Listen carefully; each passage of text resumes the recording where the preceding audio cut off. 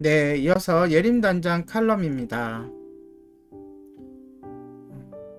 오늘은 기독교의 참 모습에 대해서 이제 며칠 동안 쭉 이야기하겠습니다. 오늘은 기독교의 참 모습 하나님에 대하여입니다. 세상 사람들에게 기독교는 언제나 공개된 비밀이었습니다. 어제 이야기했듯이 세상 사람들은 여지껏 벽을 통과하려고 했습니다. 그러니 기독교에 대해서 잘 모르죠. 벽을 보지 마시고 문으로 들어가십시오. 기독교의 문은 바로 예수 그리스도의 역사적 부활 사건입니다. 이제 기독교에 대해 본격적으로 소개하겠습니다. 기독교는 하나님이 존재하신다라는 사실에서 시작합니다.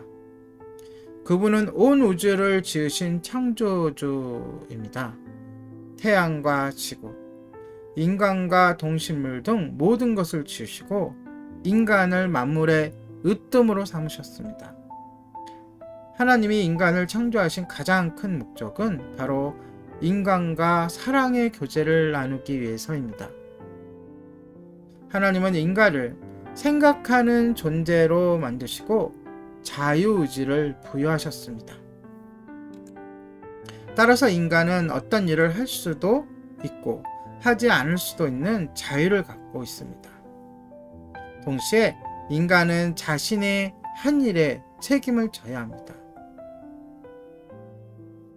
그래서 하나님은 선악과를 일종의 기준으로 삼으셨습니다. 책임 있는 존재인 인간은 선악과를 먹을 수도 먹지 않을 수도 있었습니다.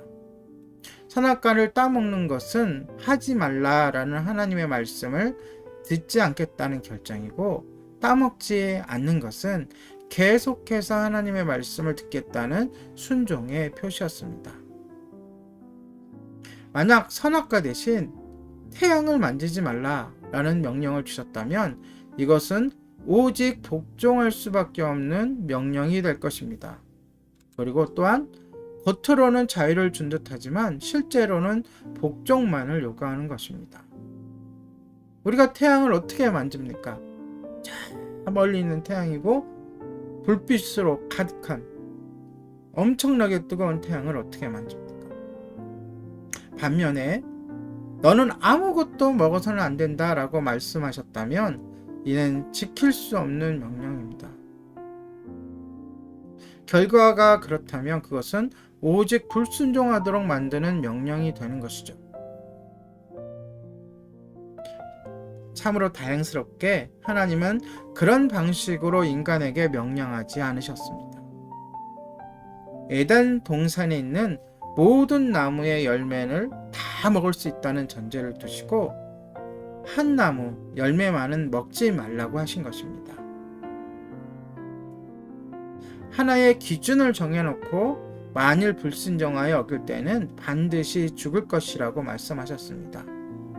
이 상황을 예를 들어보겠습니다. 이러한 하나님의 명령은 부모가 아이에게 이렇게 엄마 잃어버리면 안 되니까 손을 꽉 붙잡아라, 놓치면 큰일 나 라고 말하는 것과 마찬가지입니다. 사랑의 하나님은 우리의 아버지로서 우리와 사랑의 관계를 맺기 원하십니다.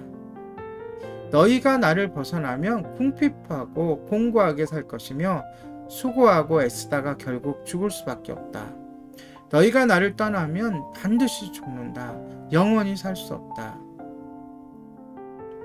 이 말은 선악과를 따먹으면 하나님께서 화가 나서 우리를 죽이신다는 의미가 아닙니다.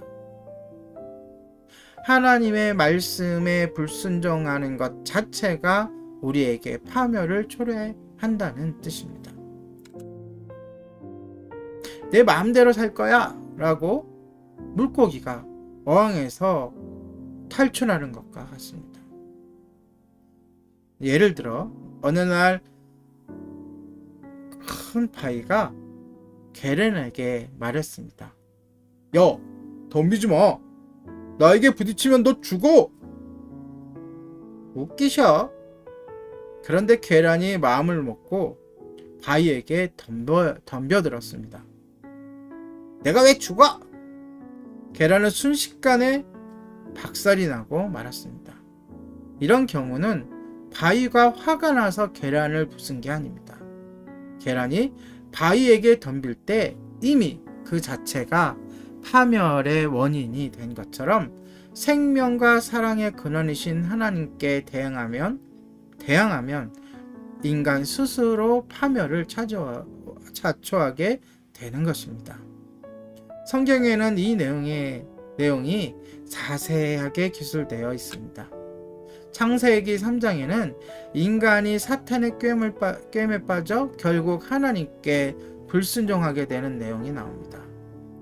이 사건이 일어나기 전에 인간은 하나님과 좋은 관계를 맺고 있었습니다. 자녀가 부모에게 효도하듯 인간이 하나님을 경외하고 존경하며 그분에게 순종했지만 자발적으로 이 관계를 깨고 만 것입니다. 그 후로부터 지금까지 이런 상태가 계속되고 있습니다. 인간은 하나님의 다스림을 벗어나서 독자적으로 다른 영역을 만들어 살고 있는데 성경은 이러한 상태를 죄라고 지적하고 있습니다. 그렇다면 자연적으로 이런 상태에 놓인 인간에 대해서 살펴보아야 할 것입니다. 그 인간, 우리 스스로에 대해서 살펴보는 것은 내일 이어서 하도록 하겠습니다. 오늘의 예림 단장 칼럼이었습니다.